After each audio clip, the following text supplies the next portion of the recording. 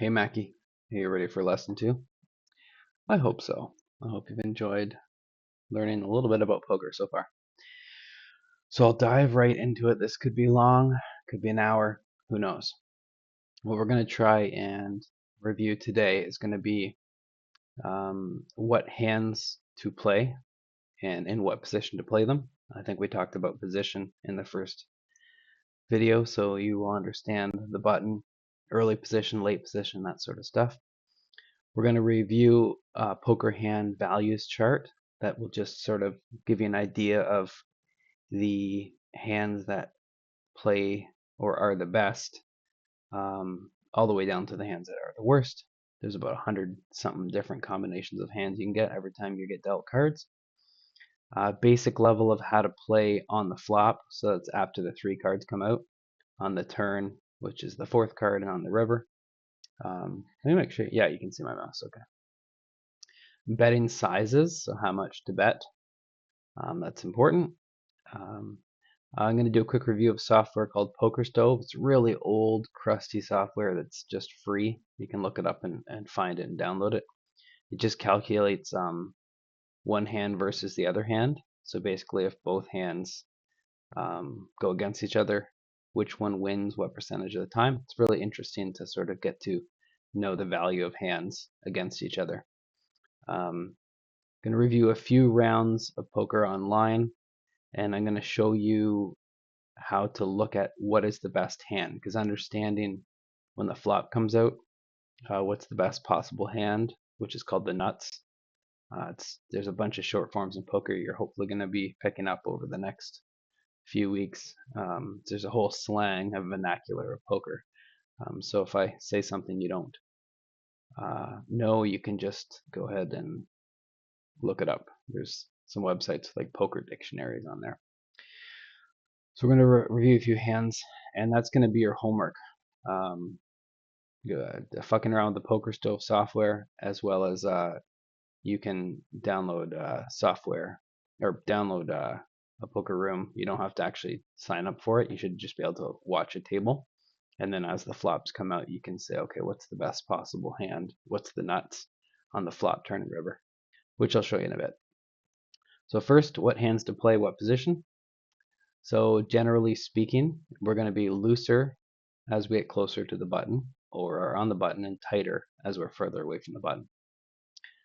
If someone raises before it's your turn, you're going to get tighter. And if someone re-raises, or another way of saying re-raises is 3 bets, you're going to get even tighter. So if you're on the button and the first player to act raises, and then the player right beside him re-raises or 3 bets, you're going to be folding almost all of your hands, because there's 2 players that have shown a lot of strength before the action even gets to you. When you're the first player in the pot, you will raise 100% of the time. You will never limp. Limp means just call the big blind. You're going to be an aggressive poker player. Being an aggressive player is very, very important. You rarely see a winning player that's passive, that's checking and that's calling and that's playing really loose and playing a lot of cards and limping. You're just not going to find you have to be an aggressive player to be a winning player. Um, why? This is interesting. This is sort of like the dynamic. Why be an aggressive player? So let's say you and I are sitting down and we're playing poker, and you can never bet, you can only call, but I can bet. So every time, let's say I bet 100% of the time. Well, if you have a good hand, you're going to call me.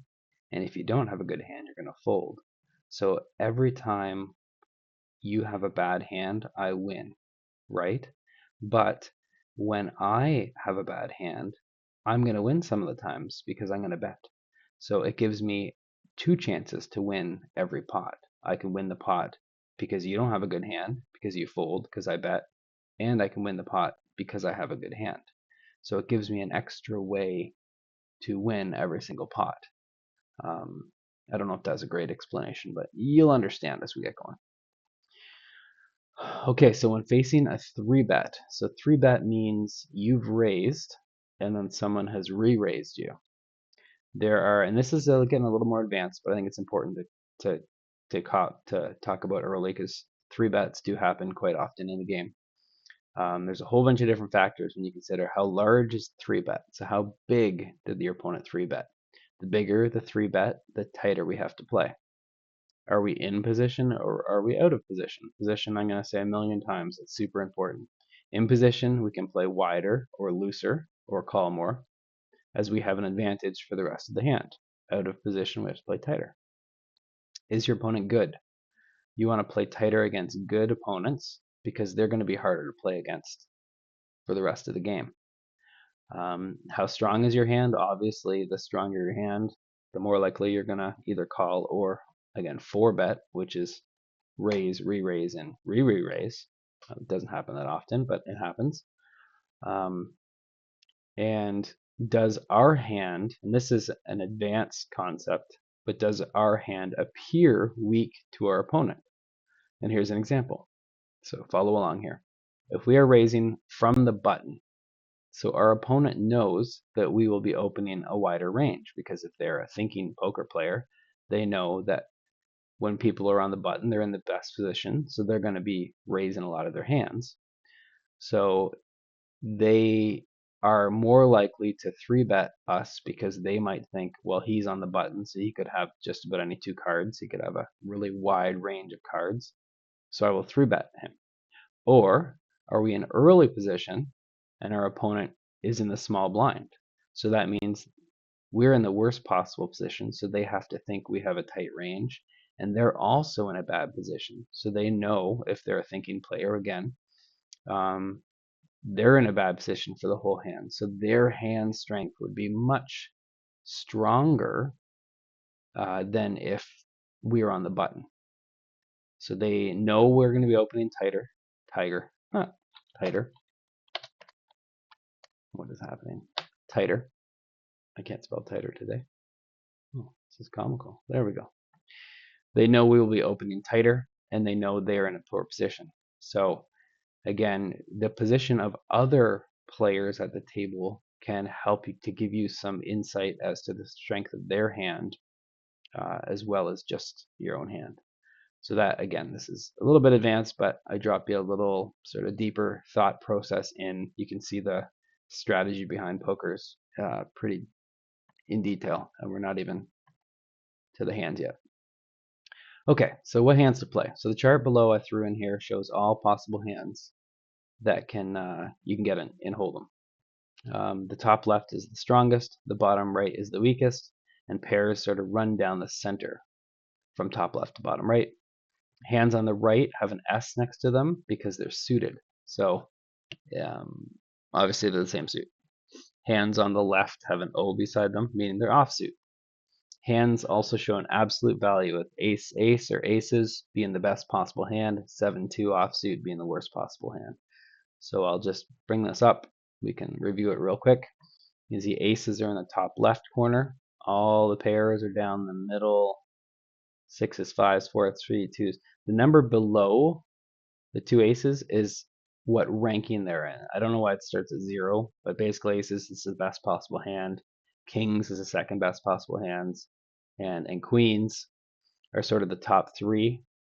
And then ace, king suited is number 2. Ace, queen suited is also number 2. It's worse, but it's number 2. King, queen suited, and then you can see sort of the general hand rankings against each other. So top 10% of hands might be like ace, jacks, queens, kings, and aces, ace, king suited, ace, king offsuit, and like an ace, queen suited might be your top 10, and even ace, jack suited might be in your top 10 playable hands or best hands. And then you go all the way down, and it's even color coordinated. So the ones in blue are just the absolute dog piss shit hands in poker. 8-2 offsuit, 7-2 offsuit, 6-2 offsuit, 9-3 offsuit. These are just unplayable hands, no matter what, from any position. They're absolute trash. And when you start to play, you can realize why these shitty hands are the worst. Like let's take 9-3 offsuit. Why is it bad? First of all, if you flop a pair, it will usually be the bottom pair. if you cannot make a straight with both the cards because they're too far apart from each other. So 9-6 offsuit is a much better hand than 9-3 offsuit, even though it's pretty terrible.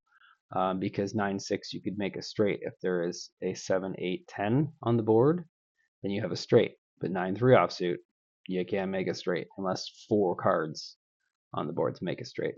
You also can't make a 2-card flush, so you need 4 of the cards on the board to be your suit.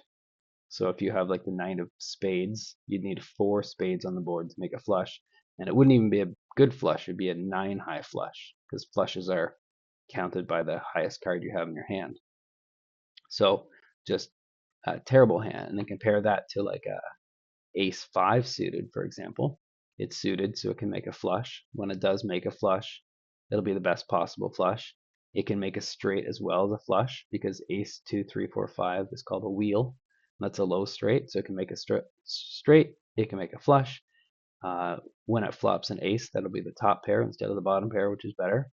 So it has way, way more things going for it than, a 9-3 offsuit. So I won't go too many details into this because there's a lot of nuances within this.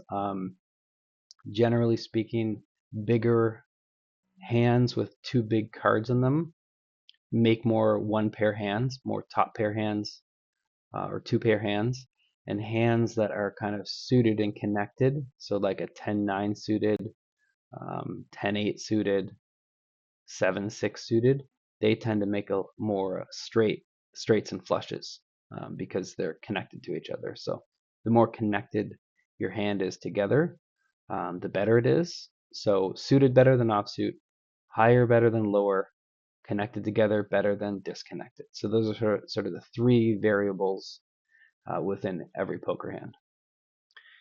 I think I said all this stuff already. Suited hands are better than offsuit hands. The larger the cards, the better value they are, the more connected they are. So there you go. I just said those 3 things. With bigger hands, the kicker comes into play. So the kicker is the other card. So if you have ace jack and there's an ace on the flop, the jack is your kicker. So that comes into play much more than you think.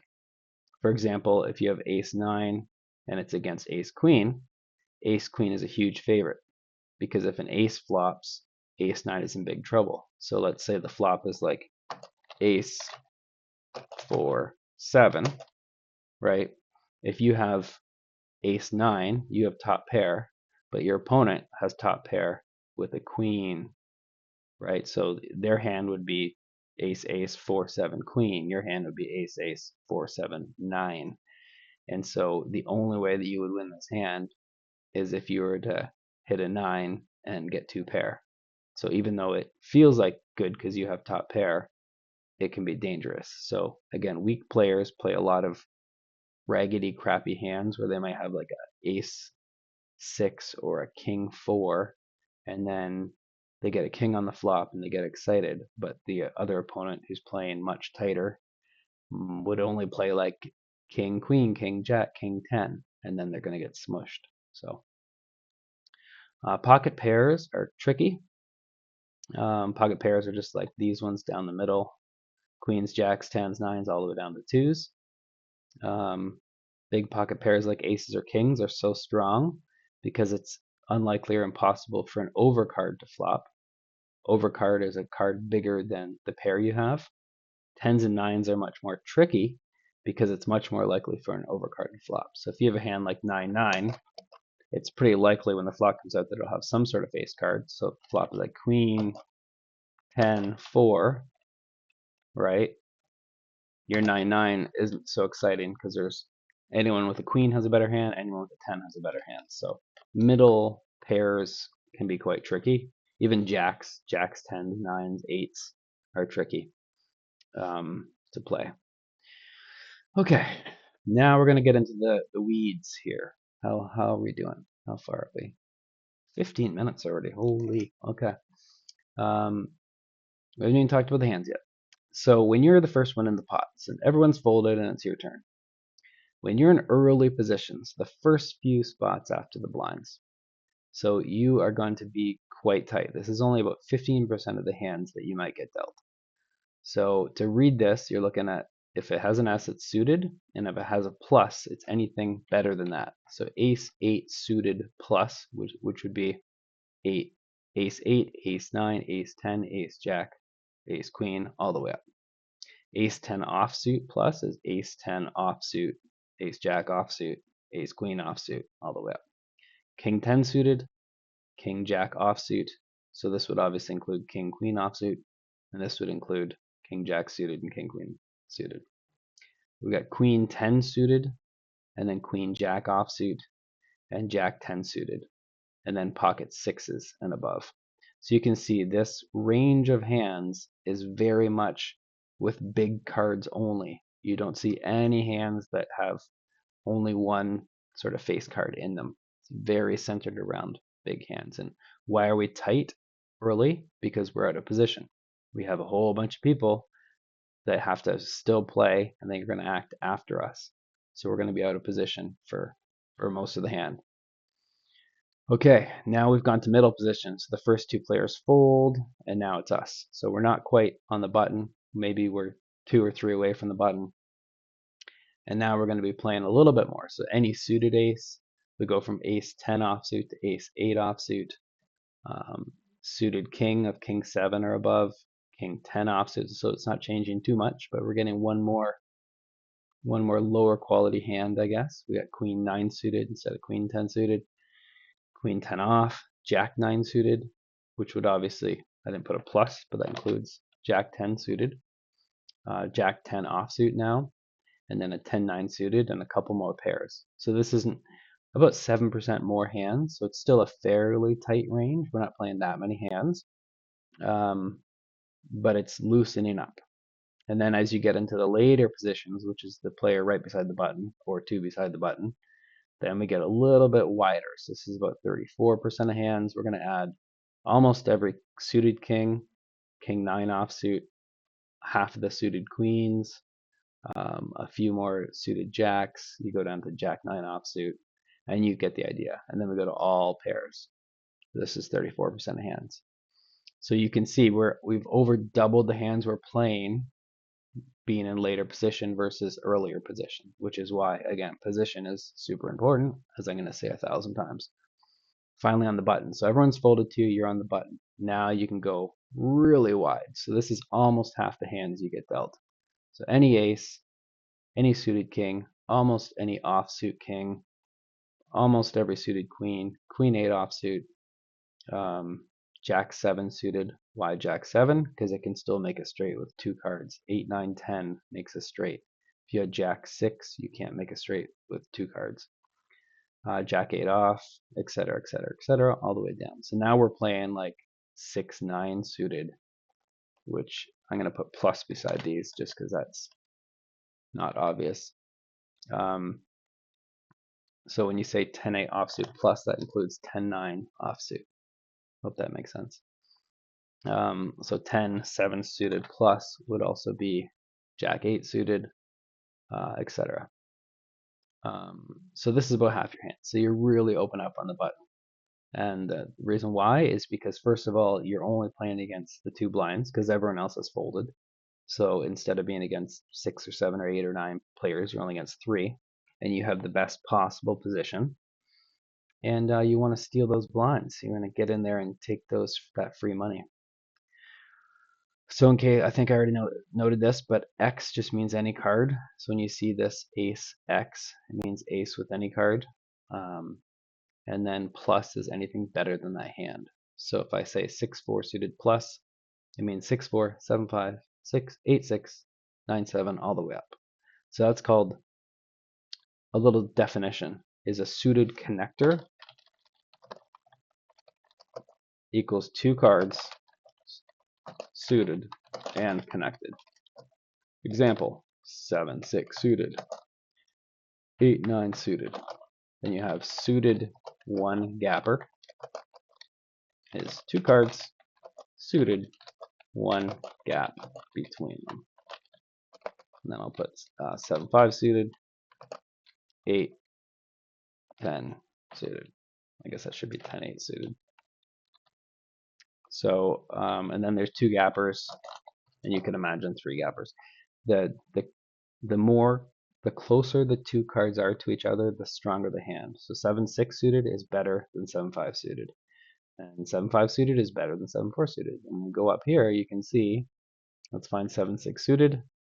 It's 25th overall. 7-5 suited 28th, and 7-4 suited 37. So it goes down in value as the space between the cards is bigger. And there's some math and science behind that. I don't want to go into too much detail about that, but you can basically make more straights and more nutty or best straights the more connected the cards are to each other. Okay, so a few caveats. So these are examples of hands to play when no one's in the pot yet. So everyone's folded to you, and now it's your turn. When there's a player who's limped in front of you, you want to play similar, but you want to play just a little bit tighter. So you might fold the bottom couple of percentage of these hands. So if there's a limper and you're on the button, let's say you might fold Jack 8 offsuit, but you might raise Jack 9 offsuit. Or you might fold, again, Jack 9 offsuit if you're on the cutoff with one limper. I would probably do that, fold the Jack 9 offsuit. When there's two or more limpers, I would suggest you move one position on this little chart. So if you're on the button, you only play hands from the cutoff. So again, if there's two limpers and you're on the button, you would raise with these hands instead of these hands. Yeah, I hope that makes sense. I didn't really talk about the blinds here.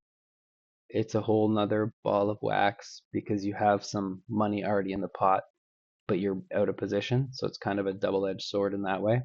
Maybe I'll save blinds for another video because this one's already going to get long. Here's a few general concepts. So nutted hands are powerful. So the nuts is just the best possible hand. If I have the nuts, I have the best possible hand. Let me take a drink.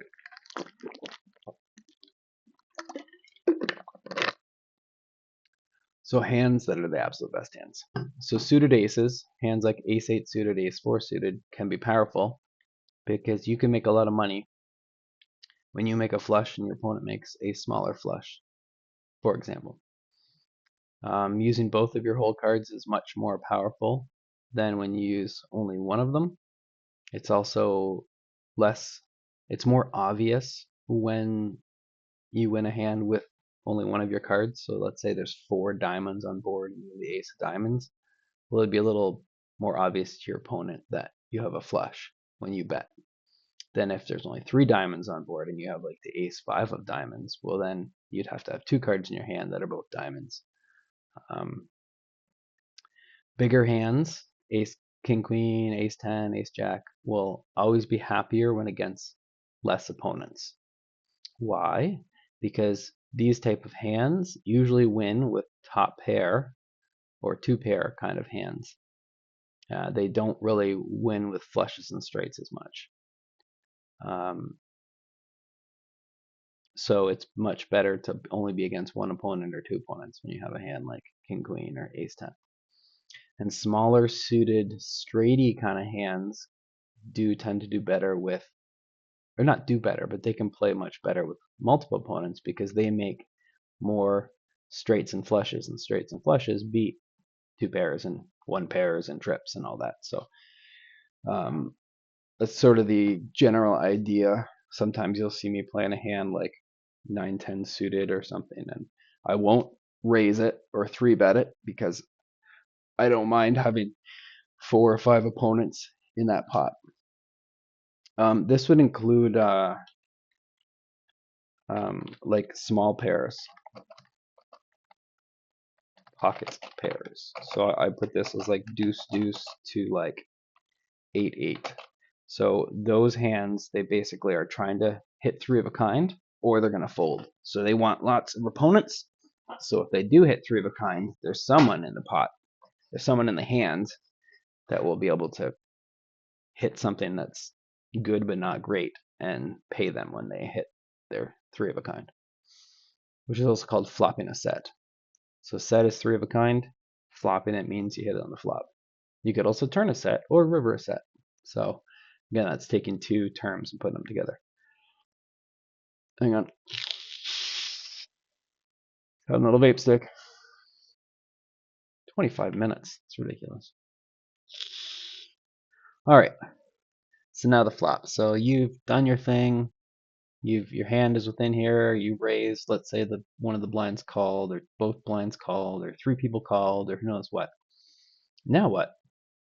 So this chart will help you with before the flop. So when you first get your two cards, but now you're going to be on the flop. Now what the heck are you going to do? So there's a whole bunch of questions on the flop that you need to ask yourself. These will become automatic. It seems complicated right now, but if you enjoy poker and get into it, all these questions just let me think about they just happened for me. Being in position or out of position. Are you in or out of position? Sometimes you're in position against a couple players and out of position against one. That happens all the time. How many of your opponents saw the flop? Are you heads up? Are you just against one player? Or do you have three opponents or four opponents?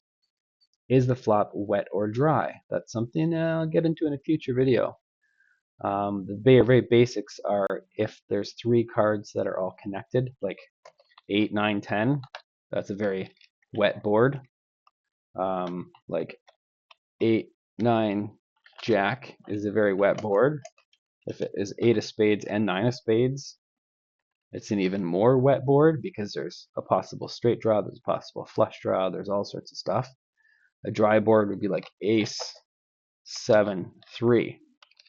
And that would be ace of diamonds, 7 of clubs, 3 of hearts. So that'd be a super dry board. So there's no straight draws, there's no flush draws. That would just be a dry board. Is the board or is the flop dynamic or static? Again, this is advanced. Other video or whatever, I won't put that, but you know what I'm saying. Is a flop dynamic or static?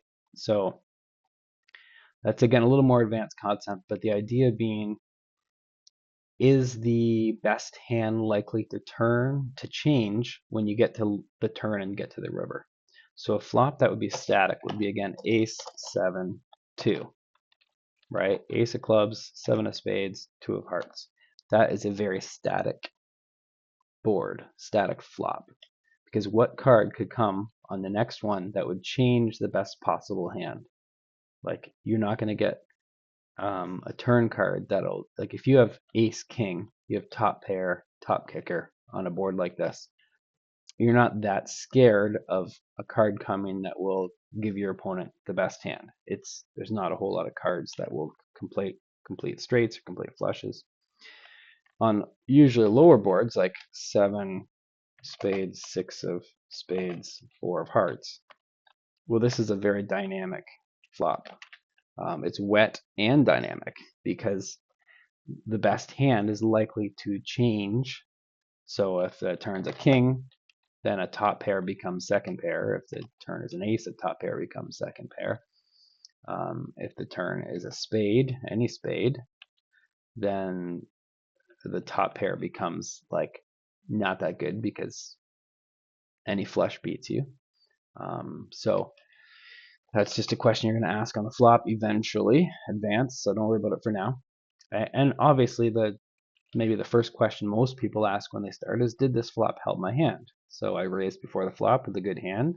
Did I connect to this flop? Did it help my hand get even better? Or did it not? So those are, this is much more beyond just like, I have a good hand, therefore I'm going to bet and win. There's many different factors that go into every flop. So this is a little bit of a thought tree. So if you're heads up is just one opponent. Most of the time you're going to bet. So if you raise before the flop, you're going to bet again on the flop. Because when you were the pre-flop raiser, you have what's called the betting lead. Most of the time in poker, if someone raises and then like two or three people call, when the flop comes out, those players will just check to the person that raised before the flop. So they're sort of representing to say, I have a really good hand. So in those situations, I most often will bet. So I'm going to force my opponent to either call or fold, and when they fold, I win the pot. Yay. When they call, I might still win the pot. So when you're in position, I would continuation bet almost 100% of the time, like 99% of the time, I would just bet because it's hard to hit a flop. You can have two cards. I think it's only one out of every 2.5 times that you can flop a pair or better. So most of the time, if you have one opponent, they're not going to get anything on the flop and they're just going to fold, and then you just get to win the money. And then this is again a little more advanced when I'm out of position. Most of the time I will bet, but it depends on how aggressive or passive my opponent is, how coordinated the board is, so how likely I think it is to have connected to, the kind of hands my opponent might have, and how strong my own hand is, of course. And when I'm out of position, sometimes I'll check and call, sometimes I'll check and raise, sometimes I'll check and fold. That won't happen that often, but once in a while it will.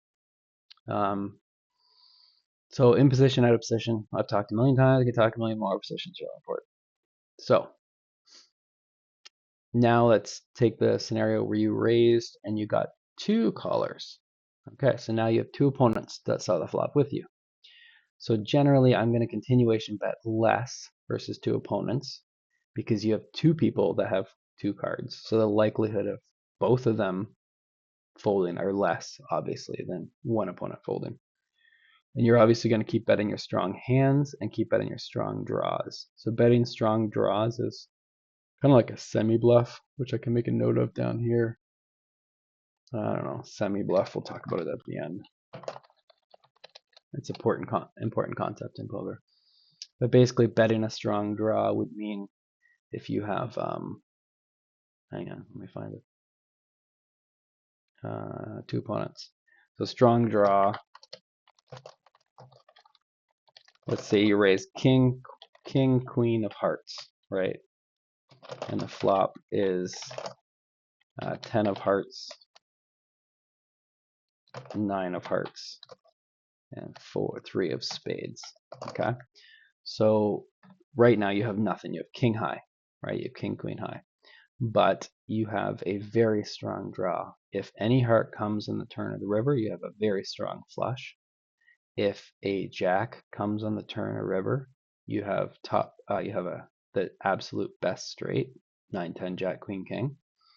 And if a queen comes on the turn of river, you have top pair. If a king comes on the turn of river, you have top pair. So even though your hand isn't strong right now, it has a lot of outs. It's called out is like hitting a card that you need. It has a lot of outs to make the strongest hand. So that would be an example of a hand that I would definitely bet into more than one opponent, even though technically the hand isn't strong now.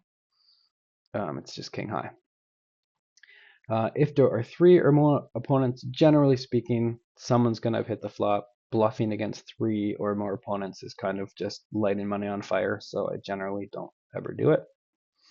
It would have to be a very specific situation where I'm in position and everyone checked the flop and everyone checked the turn, and I just have a sense that absolutely no one has anything. Then I might bluff into more than 2 people, but it's pretty rare. So general rule, if you have 3 people that call and you miss, this is talking obviously if you've missed and you don't actually have a strong hand. If you have a strong hand, you're just going to be betting. All right, so the turn. So let's say you raised before the flop, you got 2 or 3 callers, maybe you flopped a good top pair, you bet, one person folded, and you have one opponent left in the hand. So the turn gets a little easier if you still have 2 opponents. So you're obviously going to continue to bet your strongest hands. And I would very rarely bet again if I were bluffing. Like if I bluffed on the turn, or sorry, if I bluffed on the flop and 2 people called me, I'm very unlikely to bluff again on the turn because, again, when you have 2 opponents, it's less likely that neither of them are going to have a hand. And if your head's up, so this is where things are a little bit tricky. So depending on the board texture. So again, a little more advanced, but if there's a lot of draws on the board, so if there's 2 hearts on the board, if there's like 2 cards that are connected, like a 9, 10, and you're like, okay, well, they could have Jack Queen and be trying to get a straight. They could have two hearts and be trying to get a flush. So um, if there's a lot of possible draws on the board, you can bet, but then you would have to bet again on the river if all the draws miss. So that's kind of an event. So it's like I'm going to be bluffing on the turn, knowing that I'm going to bluff again on the river because I think they have a draw. So again, a little more advanced. We don't have to get into that. But most of the time, you're just going to bet your strong hands on the turn and check most of the other ones. And then on the river, again, you're going to bet your strong hands. You're going to bluff again if you think it's more likely that your opponent has a weak hand and or has a drawing hand. If all the obvious draws miss, it's a good time to bluff. So let's say the flop is like 8, 9, 4, so 8 of spades, 9 of spades, 3 of hearts. So you have whatever, ace king. So you bet and your opponent calls, and the turn is like a 6 of clubs. So you bet and they call, and then the river is like the queen of diamonds or something. So this is an example. Oh, king of diamonds, because queen of diamonds would finish a straight. So that's an example of a board that went out, the turn and the river, that are unlikely to have helped your opponent because it doesn't really make. I guess if he has 7, 6 of, then never mind. So you can, as we start looking at flops and turns and rivers, you'll be able to see more often when the most likely draws hit or miss. So obviously on this flop, the most likely draws are going to be spade, flush draw, and an open end, like a straight draw, 10 jack, or even a 10 queen, or something like that. So anyway, a little more advanced. We'll get there. Just a general note about betting. So as you go from the street to street, you go from flop to turn to river, the pot's going to get bigger because every time you bet and they call, or they bet and you call, the pot is bigger. And so the next bet on the next street is going to also get bigger. So the choices you make on the turn and the river can have a big impact to your success. So one bad call on the river might be, 50 blinds, right? Whereas it takes a long time to win or lose 50 blinds at a game. When I say blinds, it's just the size of the big blind. So if we're playing like a $1, $2 game, then 50 blinds would be like $100. This is where you can make the most money if you bluff your opponent off their hand, or by betting and having your opponent call you with the worse hand. But also the pot grows exponentially.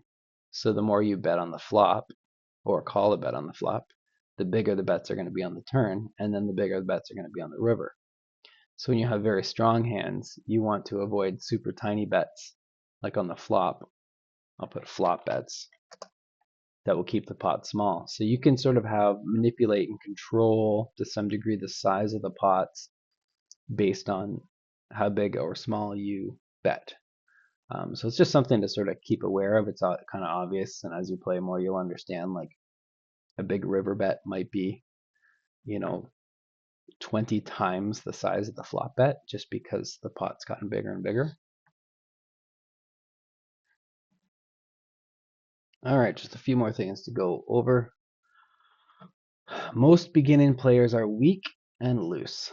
They check and call much more than they bet, and they check and call much more than they bet and raise. They are scared. They are weak. They play too many hands, and they call and then fold when their hand doesn't improve. That's just a sign of a weak player. We call these loose passive, or LP, loose passive. These are great opponents to have. You want your whole table to be full of loose passive players. We don't want you to be a weak, loose passive player. We want you to be the opposite. What's the opposite of loose passive? A tight and an aggressive player. So tight means you're not going to play that many hands. Aggressive means when you do play hands, you're going to be betting and raising them. You want to be selective about what hands you play. When you play them aggressively. If it's close between checking and betting, bet.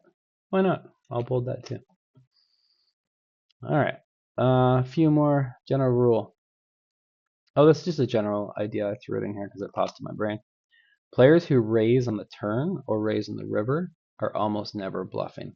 It's very rare for someone to raise bluff the turn. So just keep that in mind. And when they're raising the flop, it sometimes is a bluff, sometimes not.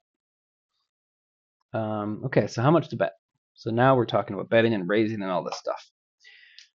So when you're the first one in the pot, the standard size is 3 times the size of the big blind. So if the big blind is $1, you're going to raise to $3. If there's a limper, I usually add 1 big blind per limper. So if the first 2 players limp and then I'm on the button and I want to raise, I would go 5 times the size of the blind instead of 3 because there's 2 limpers. And then when someone else has raised already and you want to re-raise or 3-bet them, you're going to raise about 3 times the size of their raise. So if they raised to 3, you'd usually go to 9. And this is in position. And then when you're out of position and someone's raised, you want to 3-bet about 4 or 5 times the size of their raise.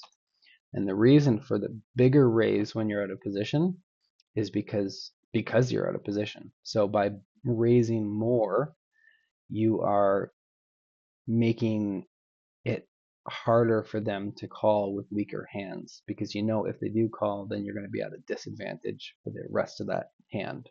So general concept is you raise more when you're out of position than when you're in position. Okay, so on the flop, usually I'll bet between 25 and 50% of the size of the pot. I'll change this up when I'm against a very weak, loose opponent who will likely call any bet and I have a strong hand. So usually when I bet on the flop, it's not, let's take an example. So I raise three times from the button. The big blind calls. So now you have my $3, their $3, plus the small blind $1. So that'd be $7 in the pot. So the pot is $7. So they checked me. I would bet like between $2 to $3 on the flop most of the time. So you don't need to bet a big, bet the size of the pot or anything. Just betting $2 to $3 most of the time will get them to fold if they don't have anything. So if you look at this from a mathematical perspective, I'm risking $2 or $3 to win $7. So how often does that have to work for that to be profitable? Well, I don't know the exact math, but it's like, I don't know, 25, 30, 35%. Doesn't have to win that often. So even if I'm purely bluffing, as long as they fold more than like 25, 30% of the time, which they generally will, that's just printing money. Raising before the flop, getting 1 caller, betting on the flop, and then they fold. That's just a way of slowly making money. Okay, so there's a lot of stuff to talk about with bet sizing, but this is just a good general rule. On the turn, so this is where you have lots of control. If you have a weak hand or you're bluffing, you can bet small again, 20 to 30% of the pot. And you can also make the pot very large, both when you're bluffing and when you have a strong hand. If your opponent is weak, betting strong, betting a lot, will often make them fold second or third pair, or a stupid straight draw, or overcards. Sometimes a weak opponent will call on the flop with almost nothing, just to try and pick up something on the turn. So most of the time, if I'm betting the flop, unless something dramatically changes, I will often bet the turn again. But again, this is where you get into the nuances of poker. It's never, nothing is ever black or white. Everything is always based on the opponent, what the turn card is, what the flop is, what position you're in, all those sorts of things. But again, we'll learn more about flop and turn and river bets. On the river. On the river, you can bet your best hands on the river. You can also bluff the river, of course. If you have a medium strength hand, most of the time you will check. So you're going to basically on the river, it's called, you're going to be polar betting. So you will only be betting your stronger hands and your bluffs, basically, on the river. And why would you do this? Because there are many times when your opponent will only call when they have a better hand than you, and they'll fold when they have a worse hand than you. So there's no value to ever betting that. You'll only get what's called value owned. So let's take an example. I have 10-10. I raise. The flop is like 3, 7, 3, 5, 6. My opponent checks. I bet. They call. The turn is like a jack. They check. I bet again. They call. The river is like a king. They check. I check. Why would I check? Because what hand do they have on this board, 3, 5, 6, jack, king, that will call my bet on the river? Would they call me with a 3? No, very unlikely. Would they call me with a 5 or 6? No, very unlikely. Would they call me with a jack? Almost definitely. Would they call me with a king? Absolutely. So all the hands that would call me are beating my tens, and all the hands that would fold or that I'm beating would fold if I bet. So it's an example of that situation. When bluffing on the river, you can size your bet based on what you think your opponent will fold. So this is, again, a little more advanced. We're getting into some advanced stuff here. If there's a flush draw or a straight draw that missed, then you likely only have to do a very small bet, 20 to 30% of the size of the pot, to get your opponent to fold. If it's likely that he has something like second pair or a small pocket pair, perhaps 40% of the size of the pot will get the job done. If you think he's stronger, if you think he has top pair, and you do want to bluff, you may have to bet close to the size of the pot to get him to fold his hand. So this is, again, a nuanced thing. There's no black and white. You can, sort of settle in on certain bet sizes, but it's a dynamic game, just like chess. So you sort of have to be special. But we'll get there. Okay. One other thing, turning your hand into a bluff catcher. So this is, again, a little nuanced area of poker. So if you're at a position and you're against an aggressive opponent, you have a good hand, but it's not a great hand. So you will do more checking and calling, and you're going to look weak to your opponent. And because they're an aggressive player, they'll likely start bluffing if they don't have anything. So you're going to sort of catch him bluffing. It's very situational. It's kind of advanced, but I'll give you an example. Like I have a king queen offsuit on the button, and I raise, and the big blind calls, and I know this opponent is super, super aggressive or super, super loose or whatever, and the flop is like ace, queen, 4, right? So I have second pair, but it's not that good. Like second pair is okay, but it's not great. So my opponent checks, and I'm like, okay, I'm going to bet, and then they call. So there you go. So the turn is like a 3. Now they check, and I'm going to check. Why would I check? Because they might have an ace, and there's not a whole lot of draws. It's a very wet board, or it's a very dry board. There's not a lot of straight draws or flush draws or anything. And that will allow them to bluff the river, and I will do what's called bluff catching. So my plan is I will check the turn because I have a good but not great hand. It's middle pair. It's decent, but it's not the best. It's not something I'm excited to get a ton of money in. But by me checking the turn, it's going to make them think that I have very little, because if I had a strong hand, why wouldn't I bet the turn? And they're more likely to bluff on the river, and then I would call them and hopefully win. So again, a little bit of advanced play, but that's a bluff catcher. Let me see. There's the last little thing. Be less inclined to bluff weak players, as one of their tendencies is to call too much. Bluff stronger players more, as they are thinking players and can often fold stronger hands. So what are the biggest mistakes that many of our weak opponents are going to make? They're going to play too loose. They're going to play too many hands. They're going to call too much. So how do we punish that? By playing tighter and by betting our strong hands, and not by trying to get them to fold because they actually call too much. So it's sort of counterintuitive if you're like, you call all the time with all your hands, and I'm going to try and bluff you so that you don't call with when I'm betting. Well, that's not going to happen.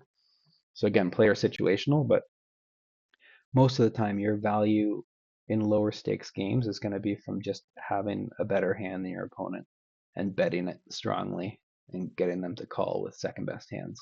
So I already talked to you about semi bluff a little bit. Betting with a flush draw, with overcards and a flush draw, with a straight draw, a hand that isn't necessarily the best right now, but has a chance to improve. Um, so anyway, we can talk about that more in a later video because we're already almost an hour and we're not done. So let me go back to the top and see what we've covered. We covered this, all this. We're going to look at Poker Stove and then do a few online hands. I'm just going to pause it and then I'll back in a sec. Oh, you won't even know. All right, here's a quick software called Poker Stove. It's super old. It's like 15 years old or something. You can still find it online. It's just a very simple hold'em calculator. So you can have up to 10 players, and I'll just put player 1, give them aces, click OK. Player 2, give them kings, click OK.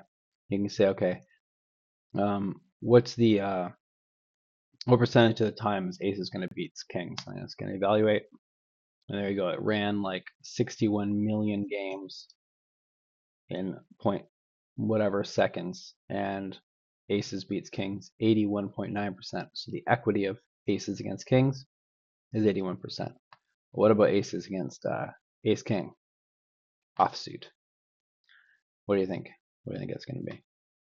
Oh, look at 93. So 93% of the time, aces is going to be ace king offsuit. So what happens if you have aces against 10-7 offsuit? Okay. Oh, look, 84%. So that's weird, right? You might think to yourself, that's weird because ace king is a better hand than 10-7 offsuit. How come ace king only won like 6%, but this 10-7 is winning 15%? Well, that's because ace king can't hit an ace. They only have their king is their only live card. If they hit an ace, then the other player would have 3 aces. So 10-7 offsuit, even though it's a much worse hand than ace king, it'll do better against aces because it has 2 cards that aren't connected to the other opponent's hand. So anyway, there's a million different things you can do with this. You can do like, I'll just show you what you can do.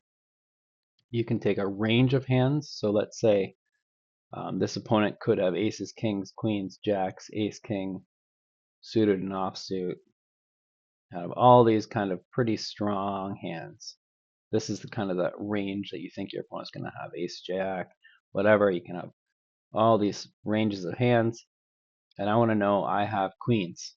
I'm not quite sure what to do with my queens. Let's calculate. Oh, look at that. My queens against nines plus, ace jack suited plus, king queens suited, ace queen offsuit plus, king queen off is actually a 6% favorite over that range of hands. So that's another good way. You can do 3 players. How about another player's in there with nines?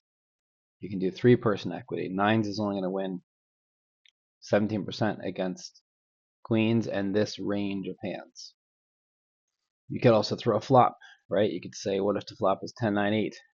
Now we're going to calculate it.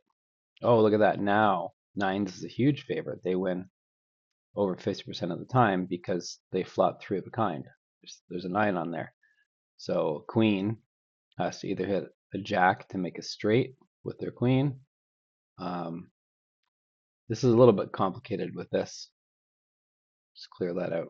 We'll just do those players. So you can see now nines is a favorite because a queen has to hit either a jack or a queen to make a higher straight, or higher 3 of a kind. Anyway, try this out. Mess around with Poker Stove. You can put the board however you want. You know, make a turn on there, and you can calculate. You know, now queen is basically almost dead after the 8 of hearts on the turn because they only have 2 queens left in the deck. That'll make them the winner. So, Poker Stove, if you wanted to run a hand, sometimes it's good for like making you feel better. So let's say, oh my goodness, I played this hand and I was so unlucky because I had I had aces and I raised, and then my opponent called, and they had like, you know, 10-8 suited or something, and then the flop came up, and it was like 8-3-3, and then I bet, and they called, and then turn was an 8. That was unfortunate. So when you bet on the flop, you had 90%, almost 90% equity. So that's fantastic. Or I went all in, and then they called with their stupid 8, and then they hit an 8 on the river to beat me. Well, 10% of the time that's going to happen. So you get feeling good about that sort of stuff, or bad, depending on how it is. All right, so the last thing I'm going to do, give me one sec. All right, so I just fired up a random poker table. And what we're going to do is we're going to be looking at the flops that come out, and then we're going to be analyzing what's the best possible hand. And I guess while we're doing it, might as well show you me trying to get some reads on the opponents as to who's like the weakest player at the table, who's the strongest player. So we got to wait for some flops. So I'll just talk you through my thought process. Generally speaking, it's the middle of the day, so it's likely to be mostly regular, like better players playing.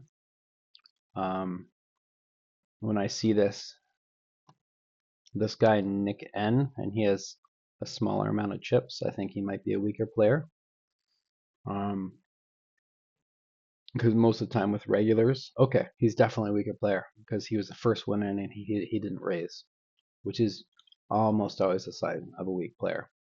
Till then he's passive, right? So he's not raising. So what's the nuts here? What's the best possible hand is 2 clubs, like ace, anything of clubs. Oh, now there's a 9. What's the best possible hand? Quads, 4 9s is the best possible hand. And on the river, 4 9s is still the best possible hand. Strong hands could be a flush. Strong hands could be a lot of full houses. 2 10s, 2 2s, 2 kings are all full houses. A 2 with a king is also a full house. So you can see just by looking at the flop and then trying to figure out what's the best possible hand and what are some likely hands. Okay, so here we have a tiny raise from under the gun and then a massive 4x raise from this guy. So he's probably pissed from the last hand. And I don't know if he won or lost, wasn't paying attention, but that's another unusual thing for someone to do, is to raise that big. Another sign of a weak player is just making very uncommon betting moves. Already this win looks maybe a little bit passive here too. They've done a lot more just calling than betting themselves. All right, this flop, the best possible hand is 2 kings right now. I see that there's a straight draw, deuce 4. So a 3-5 would be a straight draw. An ace 3 would be a straight draw. There's obviously a flush draw. Now the best hand is now actually 3-5, right? It's a straight. And now there's 2 flush draws on board. There's club flush draw and diamond flush draw. But 3-5 is the nuts right now. Did the nuts change? Yes, they did. Now the nuts is 5-7. So you can see the nuts were different on the flop, on the turn, and on the river. The best possible hand.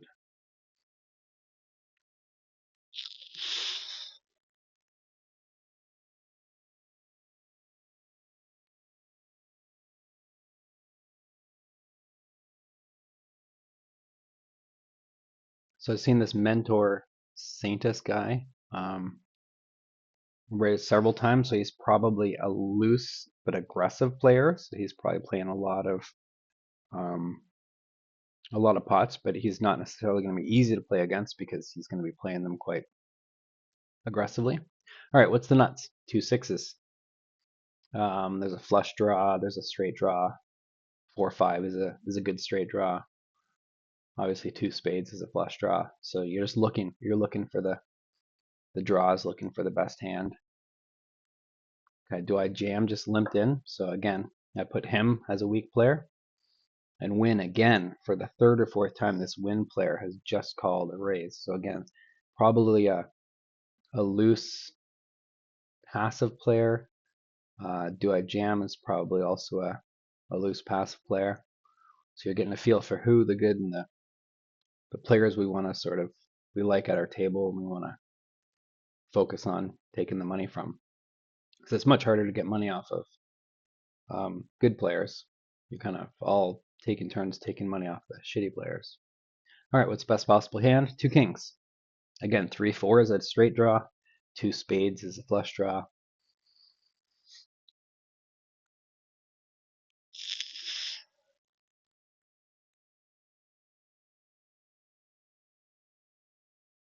Look at that, we just passed an hour video. Can you believe it?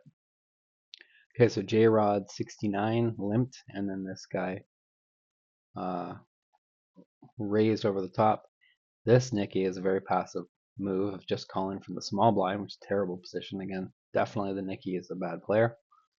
Okay, what's the nuts here? 2 7s right now. There's a flush draw. There's a straight draw. This is a very wet board. Now, oh, it's nuts. Very specific. 8-9 of spades, which would be a straight flush, which you never see. But you gotta have 9s and queens. So nobody had a spade. Can you believe it? You can see there the power. 2 queens, did a massive 3-bet, and ended up taking a massive pot off of someone who couldn't fold 2 9s. All right, no flop here. And again, this raise, most of the good players you're going to see, if they're the first one in, they're going to be raising almost all the time. Okay, Nicky raised.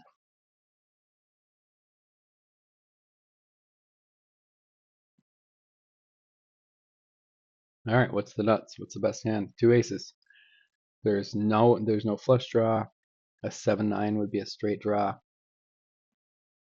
There's more and less likely straight draws because obviously people know generally to play stronger hands. So they're gonna, if a straight draw is like a 3-5, you can be like, oh, it's not likely that they're gonna have a 3-5 because, you know, people don't really play those terrible cards very often. But some straight draws are very obvious. Like if all the cards on the board are kind of high, it's pretty likely someone's got a straight draw. All right, what's the nuts? 2 aces. What's out there? Flush draw, straight draw. Someone with Jack Queen, Jack King would have a straight draw. Um, so there you go. I think that's enough. I think you get the idea. Looking at flops, try to figure out what the best hand is, what the draws are. So you just sort of get used to the system, if you will. All right, an hour and 2 minutes. Oh, that's not bad. Hope you enjoyed lesson 2. Feel free to post feedback in the Google Docs, I guess, with any questions or anything, and we'll see you soon.